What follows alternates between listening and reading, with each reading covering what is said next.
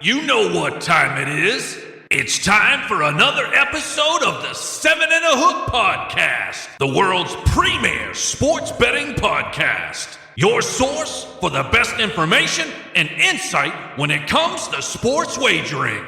We cover it all because you bet on it all. So let's head up to the studio and get this show rolling.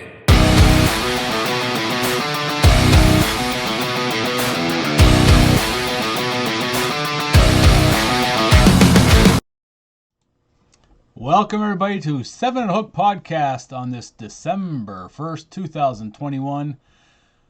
To my, is that right or left, Patrick, if I'm looking at you? It's going to be my right, the Irish Insider, of course, Patrick J. Brooks. How you doing, buddy? Yeah, I'm good, man. Good to see you. First show back since Thanksgiving break, right? Yes. I mean, hopefully, I don't have any leftovers left. I don't. You know what I mean? Like, I had them until Sunday afternoon, Yep. and then the cupboard was bare. What about you? Good eats all around, man. We deviated a little bit from the turkey. We have prime rib in the Easy Money household here. So it was Nice. we had a nice 9.5 pound prime rib. Had the family over, watched them lots of sports, and got ready for tonight's show. Perfect. Yeah, no, it was turkey with a side of turkey and a little topping of turkey. Nice.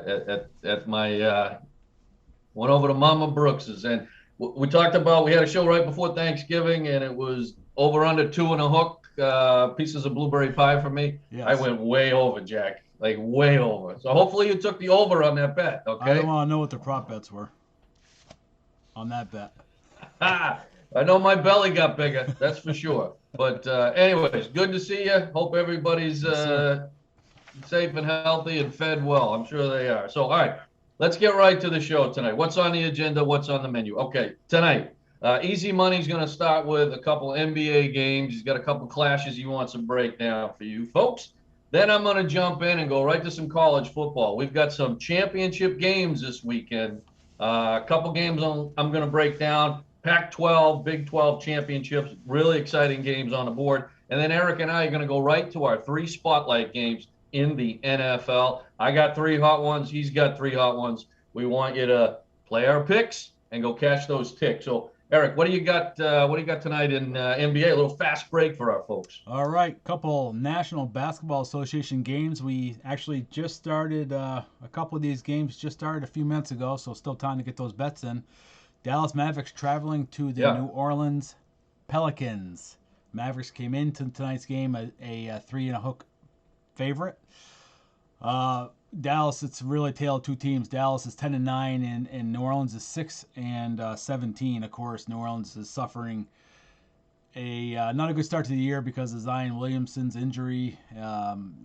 His recent weight gain isn't going to help matters. He's coming in around 317 pounds right now at 6'8". He played last year at 282, so he's got youth on his side, but he's got a lot of extra weight he needs to get off. And there is at this time no timetable for his return. But New Orleans is 3-2 in their last 5, so they are surging a little bit. But the over under is 209.1. And Dallas is kind of struggling. Porzingis is back, which will help Luka. Luka doesn't need to be a one-man show anymore. They're 1-4 in the last 5 games. They are 2-3 against the spread. Prop bet is 150, plus 150 for Luka getting a triple-double. Play that money. The total for Dallas Mavericks in the last 6 games, they've gone on the over. So actually 6 out of the last 9 games, they've hit the over. But Dallas is going to win this game outright. They're going to cover and take the under on this game, not the over. Playing at New Orleans, Dallas is going to be a little more conservative. So that's the first quick one.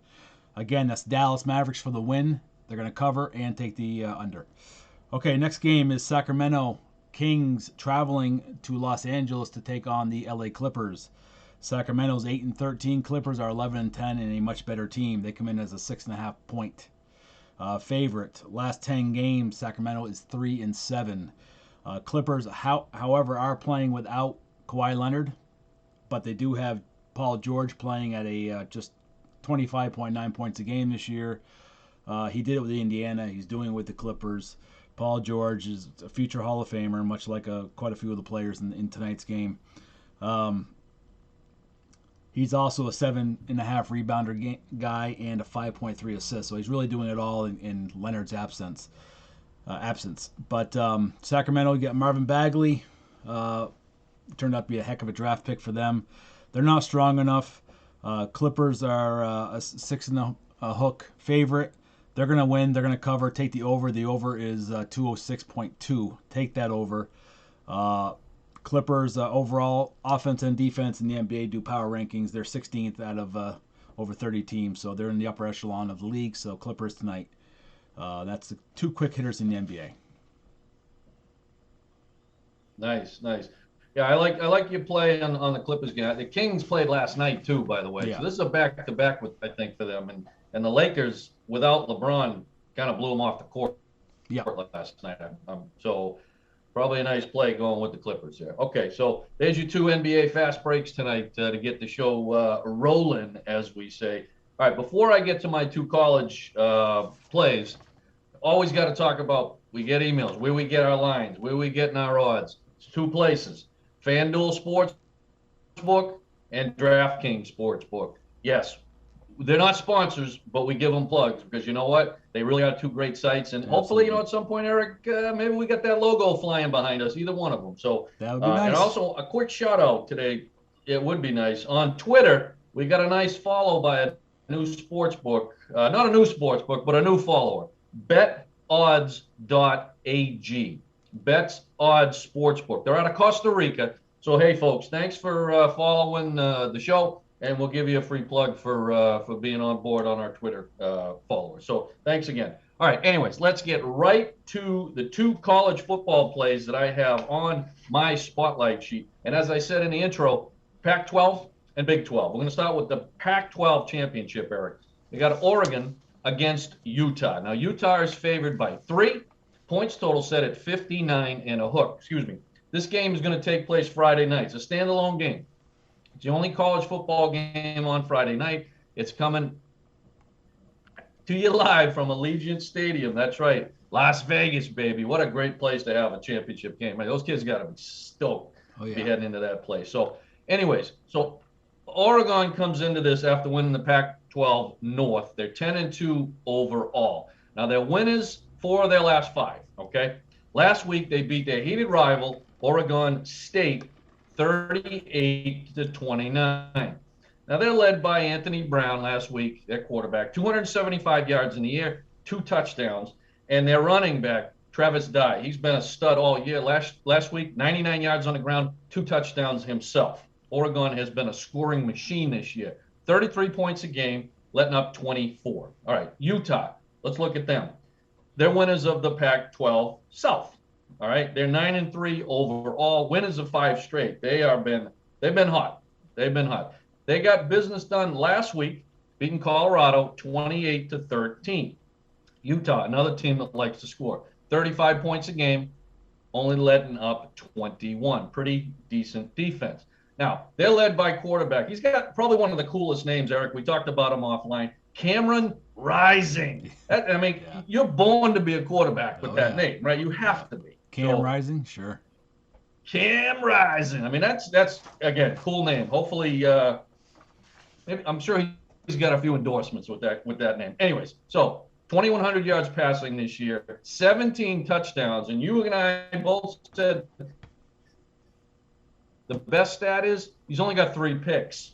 The kid does not turn the ball over. 17 touchdowns, only 3 picks. All right. These 2 teams met a little over 2.5 weeks ago. All right. Utah basically blew Oregon off the field, 38-7. It was a laugher, really was.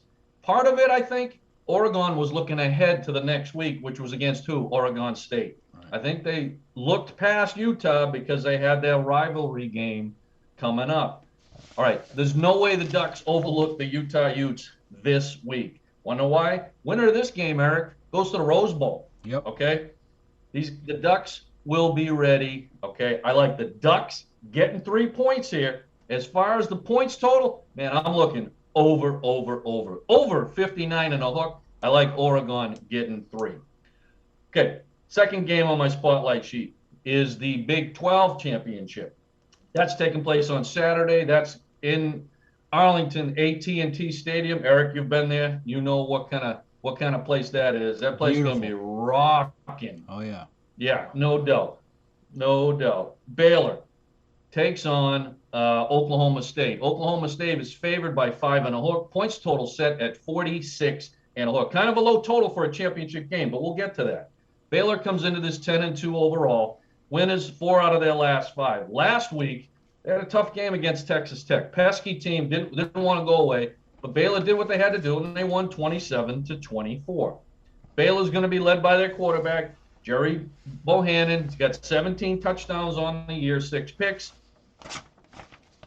And it's really their running back, Abram Smith. 1,300, Oklahoma State. They come into this game 11-1. Coming off one of their biggest victories maybe of all time against their rival, Oklahoma. All right? That ends a 6th during this game. We weren't sure if Oklahoma State was hold on because they typically fold against the Sooners. But boy, oh boy, they did what they had to do. That's a big weight off the shoulder of head coach Mike Gundy, who had lost 6 straight in the Bedlam series. Kind of similar to what happened with Jim Harbaugh, right, up in Michigan. He got a big weight off his shoulders by knocking off Ohio State. All right, these two teams met back October 2nd, all right? Oklahoma State came out on top, 28-14. Game was a little closer than that. There was a couple big plays that broke, and they went Oklahoma State's way, and therefore you see the 2-touchdown win. These two teams are both defensive-minded, okay? I see a tight game here, meaning I don't think there's going to be a lot of points either way. I'm going to take Baylor getting a 5 and a hook, and I'm going under, believe it or not, 46 and a hook in this game. Baylor, Eric, only lets up 19 points a game. Oklahoma State, 16. Stingy defenses. Watch for a low-scoring game. Those are my 2 spotlight plays. All right. Well, very good. Nice breakdown on those two matchups.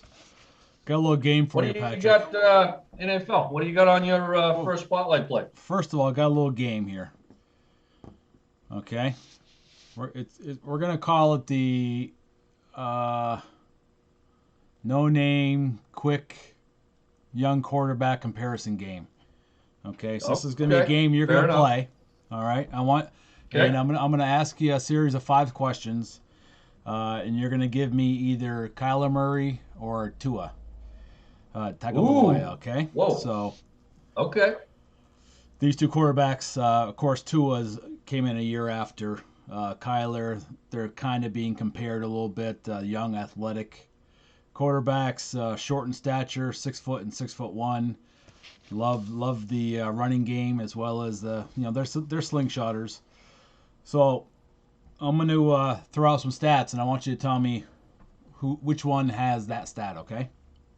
This will be a quick. And my hands are up. I'm not.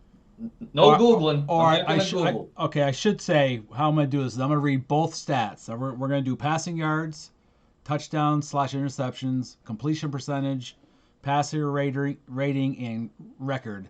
This is after 16 games. Okay, it took 2 years to do 16 games. Now, of course, this year is different with 17 games, but the normal NFL season is 16 games. So this is kind of like where you are after 16 games, quarterback to quarterback.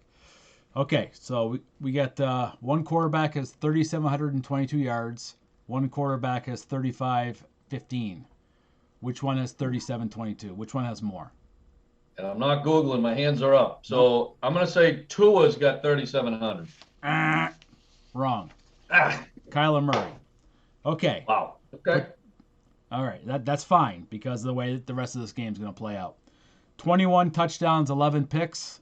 20 touchdowns, 12 picks. Who has 21 touchdowns and 11 picks? I'm going to say Tua. It's got 21. Ding, ding, ding, ding. You're correct. All right.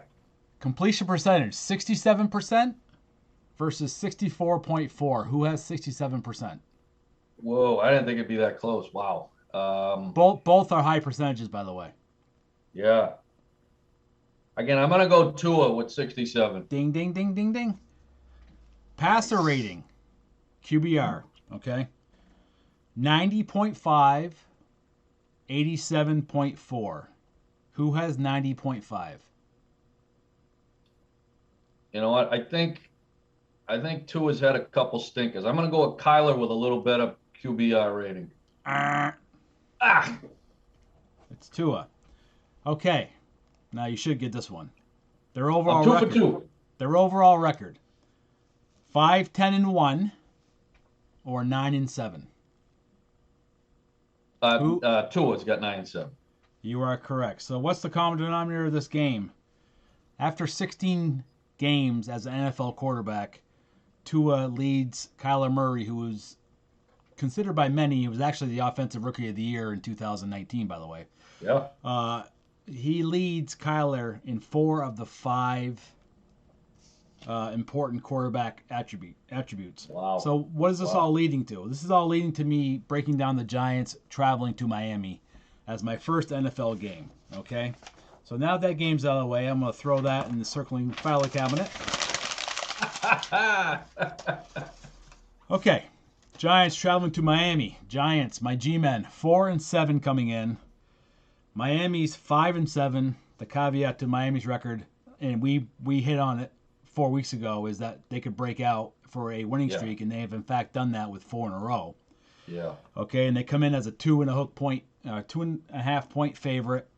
43.5 is the over/under. That's 43.5 is the over/under score. Okay, last 3 times these teams have played, the Giants have actually won 3 of those matchups, all 3. The last time both teams met in Miami, the Giants came away with a 31-24 victory. However, that was 6 years ago. Now, what's changed in 6 years? Well, everything for the Giants. And Miami's actually got better. So, last week, what can you say about Miami? They steamroll the Cam Newton-led Carolina Panthers 33-10, and with Tua with a Tom Brady-esque performance. 27 for 31, 230, and a touchdown. No fumbles, no picks, well over 100 QBR. And we've talked week after week about the Giants' offensive line woes. They can't get any consistency. The brain trust in New York ends up firing Jason Garrett, offensive coordinator. They bring in, I can't remember who stepped up to be offensive coordinator, but they only scored 14 points. They did win last week. 13 points, I think they scored. But they're not producing. And they're not producing because Daniel Jones, the quarterback, can't get any protection in the pocket. He has no blindside protection. His tight end, Evan Ingram, is not the Evan Ingram of last year or the year before. No. Saquon Barkley's about 80%. He did get more touches last week, and he did spurt off for a 32-yard run, which is, and it sounds great, but his total output was 13 carries, 40 yards. One of them came in a 32-yard spurt, so you kind of get what he did the rest of the game. And that's going to decide the Giants' fate. As Saquon Barkley goes, the Giants go. I mean, Miami's no slouch on defense. However, they're going to continue their winning streak. Miami's going to win this game. They're going to cover, and I am taking the under. Why? What did I say last week, Patrick? The Giants can't score. They can't score. If you're going to take the over on any team the Giants play, you're going to be picking that team to score 30 points. It's 43.5 is the over/under. So take the under. Take Miami's going to win and cover that game, and they're going to be 6-7. Patrick, knocking on the door, setting themselves up for a wild card run. I mean, they need one of the upper teams, Buffalo or New England, to falter a little bit. But boy, they are becoming hot. And guess who's not on the hot seat anymore? Brian Flores, coach of the Miami Dolphins. Yes. All right, so that's my first NFL game. Yeah, nice. Yeah, and you've been on the Giants under, I think, the last couple of weeks too. Against the Bucks, you had them. You had them last week against Miami, and you got them this week. I hate it every time. Yeah. Unfortunately. All right, and all right. So my first spotlight play on my NFL card is I got the Chargers on the road, travel to take on the Cincinnati Bengals. Bengals are favored by 3 at home. Points total set at 50. All right. Chargers come into this game 6-5. They're 3-2 on the road. Loses 2 out of their last 3. Last week they traveled to Denver, and they got pretty much manhandled by the Broncos, 28-13. Justin Herbert, okay, he started off the season like an MVP candidate. He was on fire. Chargers were really, really rolling. He's kind of come back down to earth, and I think that MVP maybe trophy has kind of sailed. All right. He's got 3,200 yards passing. He's got 24 touchdowns. This is the number that's hurt him, though, Eric. He's got high fives. He's got 10 picks on the year. When he turns the ball over, bad things happen for the team. All right, his number one receiver, his Whoopie, is been Keenan Allen this year. He's got 81 receptions, 895 yards. All right, let's look at Cincinnati. They come into this game 7-4, 3-2 at home. Winners of 2 straight. 41-10 blowout, I'm going to call it, of Pittsburgh last week, 41-10. They beat the Steelers up. It's usually the other way around, okay? Yeah. Week before that, they knocked the Raiders off 32-13. It's about Joe Burrow and Joe Mixon, right? Those two cats. Burrow, 2,800 yards in the air, 22 touchdowns. And again, the problem number here is 12 picks. Okay, when he doesn't throw picks, they win. It's literally amazing. You can look at their won-loss record and just base it on how he does throwing picks or not. Joe Mixon's been a stud. 925 yards on the ground, 11 touchdowns. Eric, this comes down to what quarterback shows up for each team. Okay? Does the MVP kind of candidate for Herbert show up, or is it the guy that's throwing picks? Same thing with Burrow. All right? It's going to come down to those two characters. And to be honest, this line doesn't make sense to me. 3-point favorite, Cincinnati. Well, Chargers, this is back-to-back road games for the Chargers. They just got blown out last week by the Broncos. Bengals, this is 2 straight home games where last week they blew out the Steelers. This line, to me, should have been more 5.5 to 6, meaning Bengals, right? We kind of said the same thing. This line stinks. When I see a stinky line, I got to go the other way. I'm going with the Chargers here. I'm going to take the points with the Chargers. And as far as the points total, I'm looking up, Eric. I think you're going to see some running and gunning. Herbert versus Burrow. I think you're going to see some points in this game. Well, certainly they're playing for bragging rights because they're both young guns. So, they're playing for Sunday bragging rights anyway. So, yeah, it could definitely turn into a run and gun, like you said. All right, let's turn my attention to the Dallas Cowboys traveling to New Orleans Saints. Kind of weird. I previewed a Dallas Mavericks versus Pelicans game earlier, so yeah, you did. Now we got Dallas at the Saints. Football-wise, Dallas 7-4. They're coming in a 4.5 favorite. Points total set at 47.5. Saints are 5-6. Dallas is 8-3 against the spread. That should be noted. Last week, Dallas lost to Vegas 36-33 in a shootout, but that was on no fault of Dak Prescott. He had another stellar game. If they could ever get Zeke Elliott back to what he was a few years ago, they would be almost unstoppable on offense. Prescott, again, coming off that major injury last year, has just stepped it up again. He was 32 for 47, 375, 2 TDs, no picks, over a 105 QBR. Now, we have a little bit of controversy brewing in the Big Easy with head coach Sean Payton. When asked whether Trevor Siemian or Taysom Hill is going to start at quarterback, he just left it as we'll see. Obviously, yourself as a quarterback on a high level, Patrick, you can't take controversy. You got to know what's going on come game time. I like both quarterbacks. Simeon's been in there, but he had a stinker last week when they lost to Buffalo 31-6. He went 17 for 29, 163, a pick and a TD, and a 70 QBR. So he wasn't very efficient, didn't have a good game. Of course, the whole team as itself didn't have a good game. And on the flip side, it's looking like Buffalo may be getting back to what Buffalo is. But Cowboys coming in 4.5-point favorites. Third in passing, they average 292 yards a game. New Orleans is averaging almost 100 yards less. And I love Diggs on defense for Dallas. He's got 6 picks already, and he is already quickly established himself as one of the premier defenders in the league at his young age. It should be noted that in 6 of the last 9 games, Dallas games that the Cowboys have been a part of have gone the over. Okay, they're also 6-2 in the last 8 games against New Orleans against the spread. So if you're going to bet Dallas, you got some luck on your side. Last 5 games, in fact, Dallas is 4-1 against the spread. And on the road, or as you like to say, on the road, last 13 games Dallas has played, 9 of them have gone the over. And last 6 games against a Southwest Division team such as New Orleans Saints, Dallas is 6-0 straight up. Okay, in the last 6. And against the opponent in the Western Conference, they're 6-1 against the spread in the last 7. Dallas on offense and defense is just a better team right now than New Orleans. I mean, New Orleans is kind of in a transition.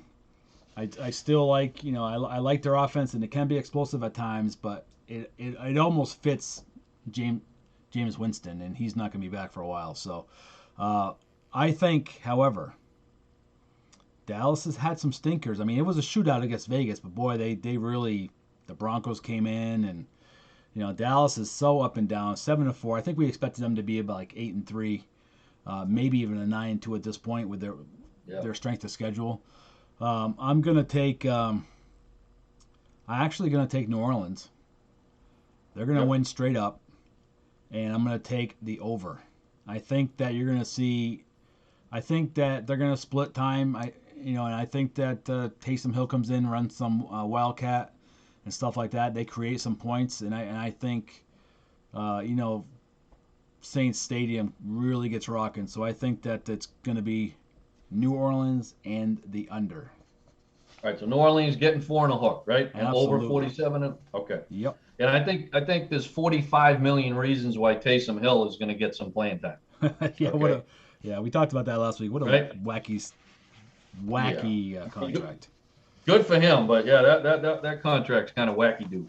All right, my next play on my spotlight sheet is the Washington No Names on the road travel to take on the Las Vegas Raiders. Raiders are favored by 2 and a hook. Points total set at 50. All right. So the No Names, they come into this game 5-6. They're 2-3 on the road.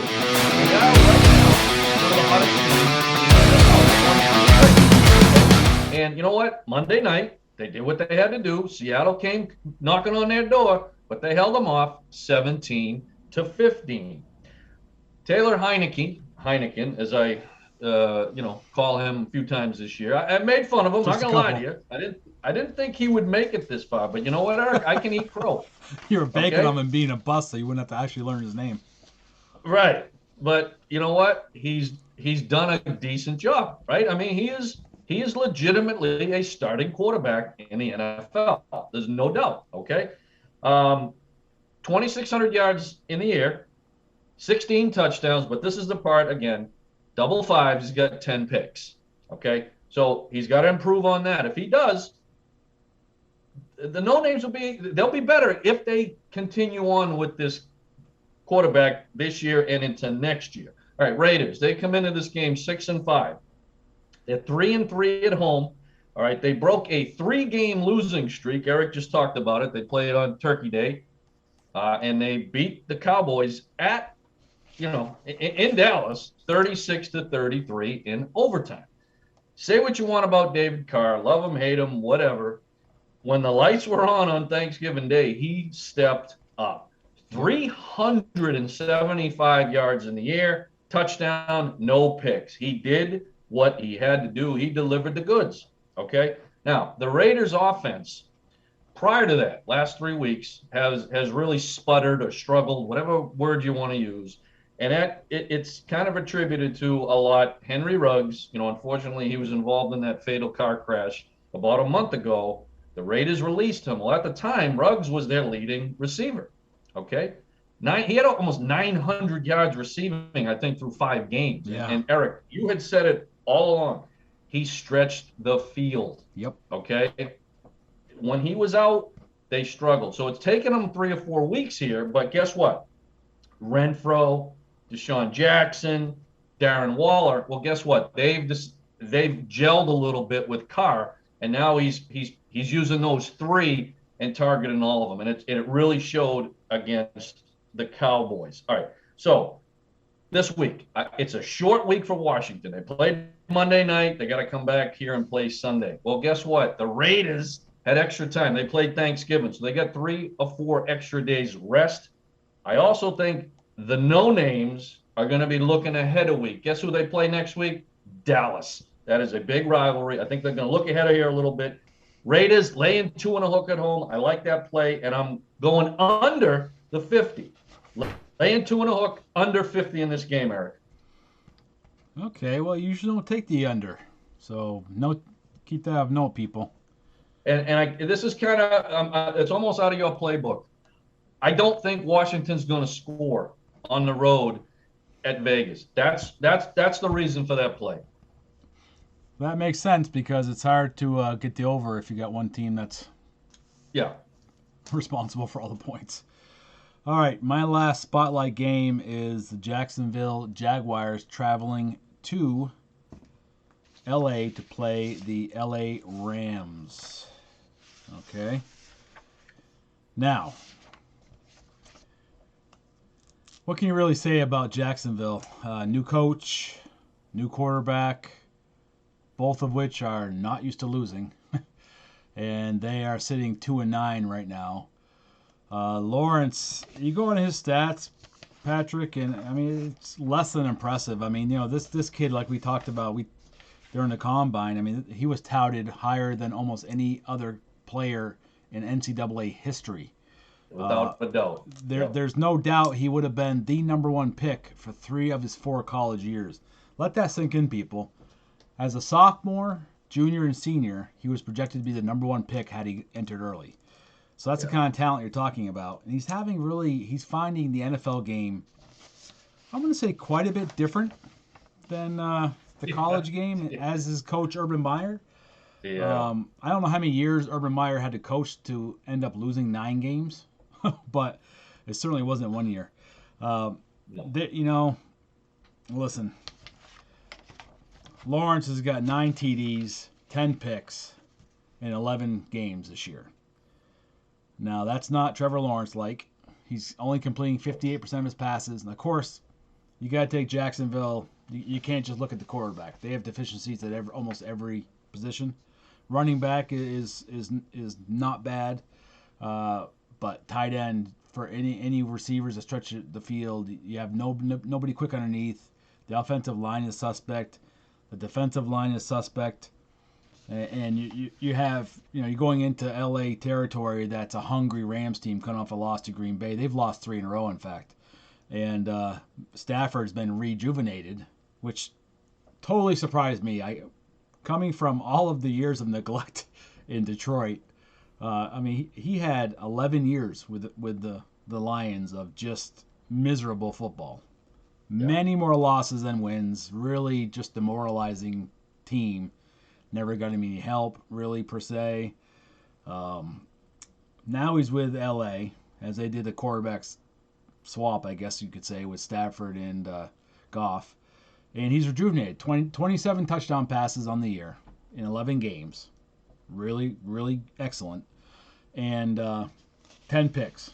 So it's kind of like, his QBR is excellent. He's got almost 1,000 yards more than Lawrence. Much higher percentage. And LA really loaded up when they got, I still don't know how this went down exactly. Our Midwest insiders didn't really let us know how they got Von Miller from Denver. Yeah. You pair him with a mystery. You pair him with Aaron Donald, and it's like these guys. It's almost like back a few years ago when the Florida Marlins, at the time they were Florida Marlins, loaded up for that World Series. They had Mike Piazza. They had a bunch of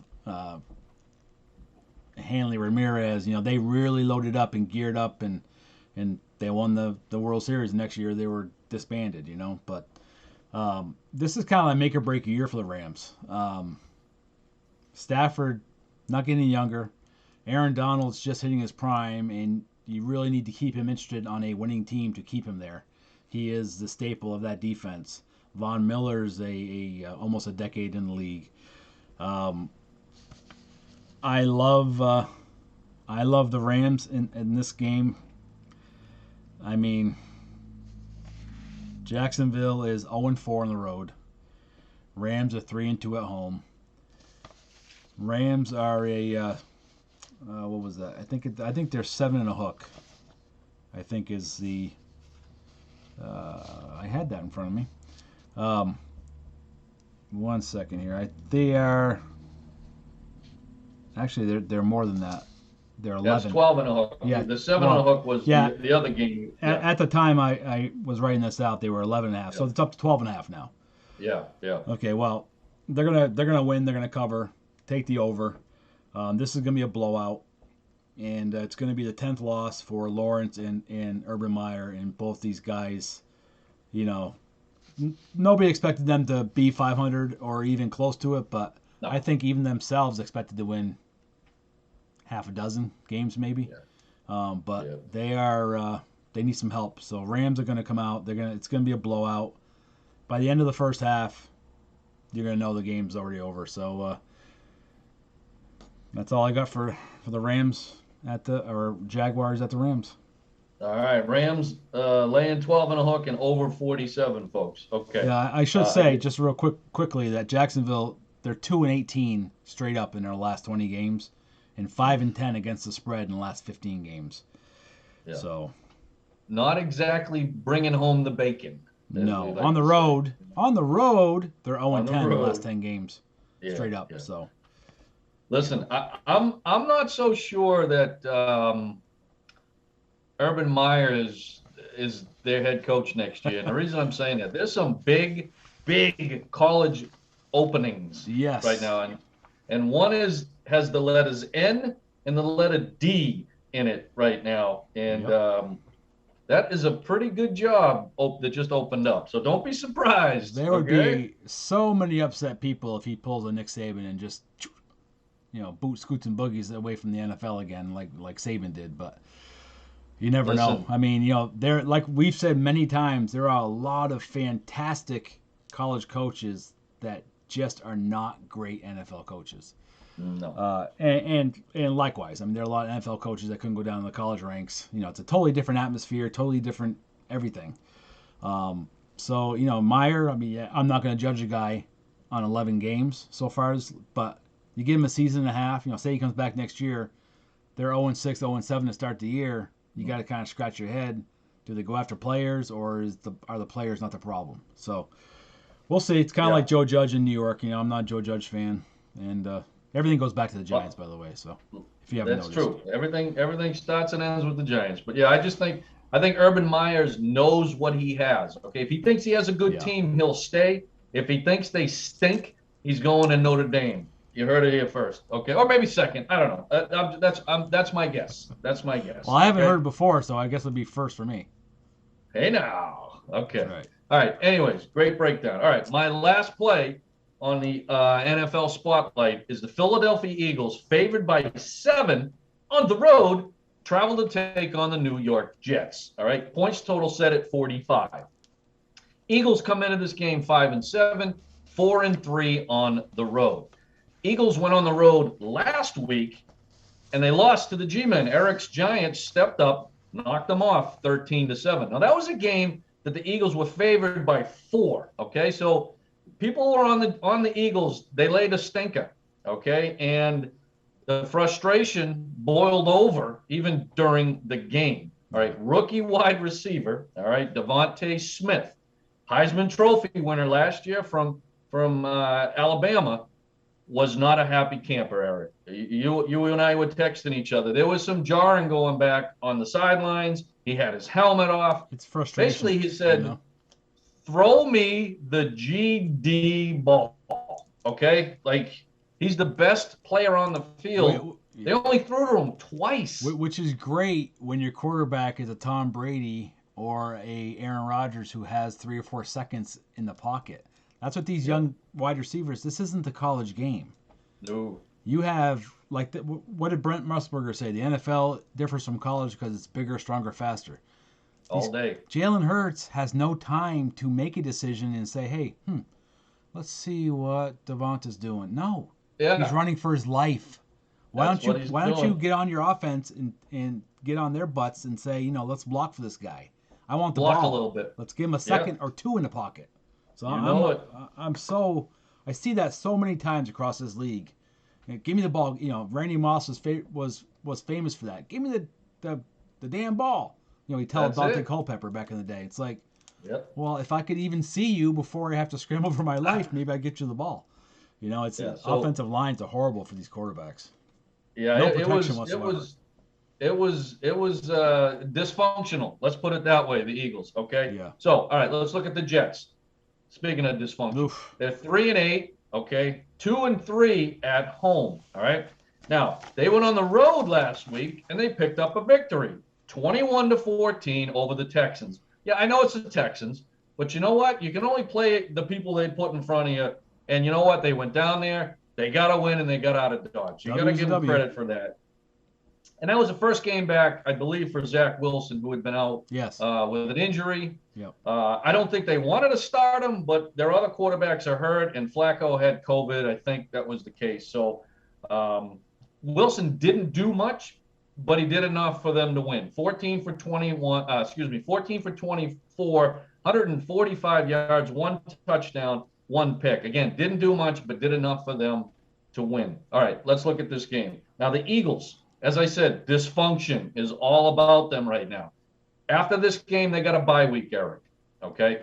I think if the Jets score first, which if they do, I think the Eagles are going to go to sleep. I think they're going to think about vacation, fun in the sun, everything else. I like the Jets here. Oh, my God. Getting 7. And guess what? I'm going under the 45. Jets plus 7, under 45. You heard it here. Let me write this down.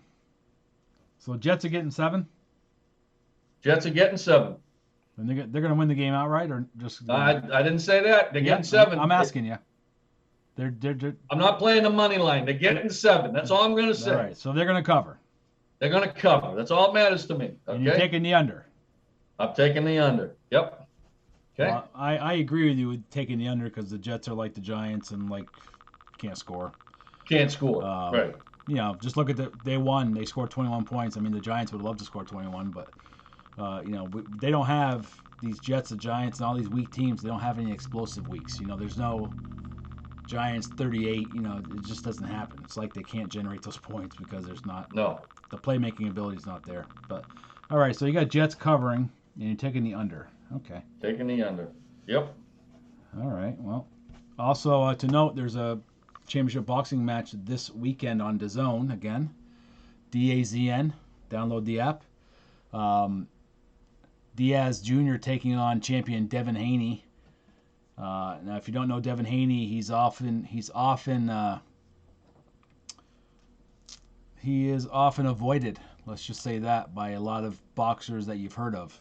A lot of people haven't heard of Devin Haney. Nobody wants to face him for some reason.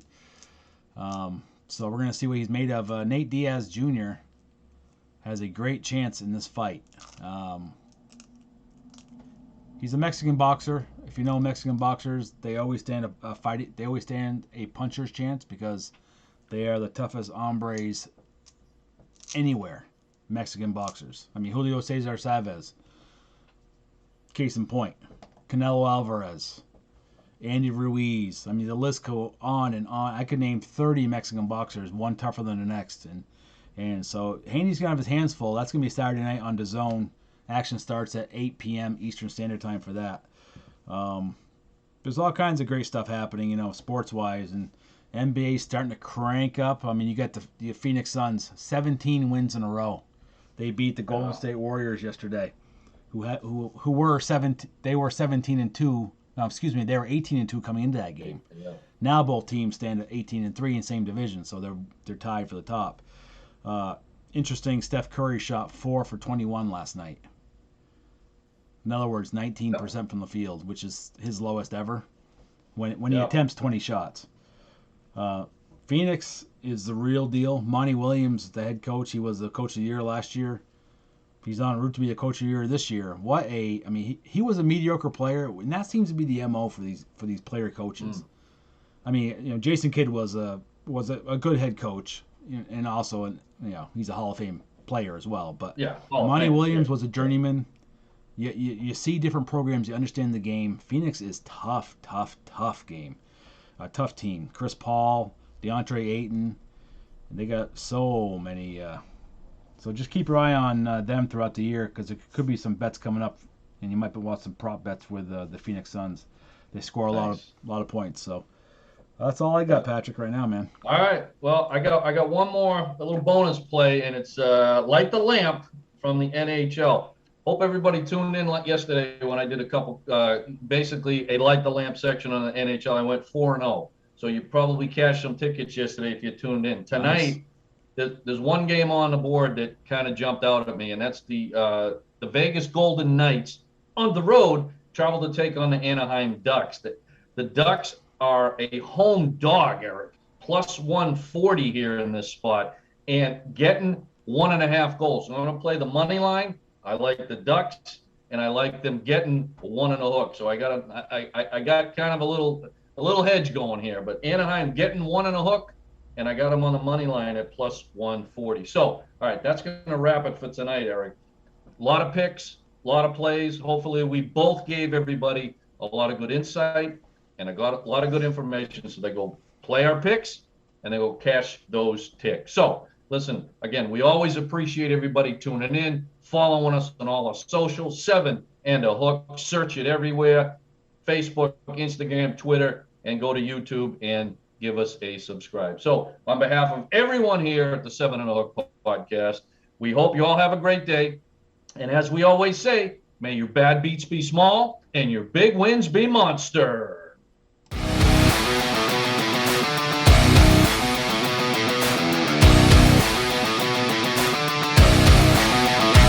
Thanks again for tuning in to the 7 and a Hook podcast. Until next time, may your bad beats be small and your big wins be monster.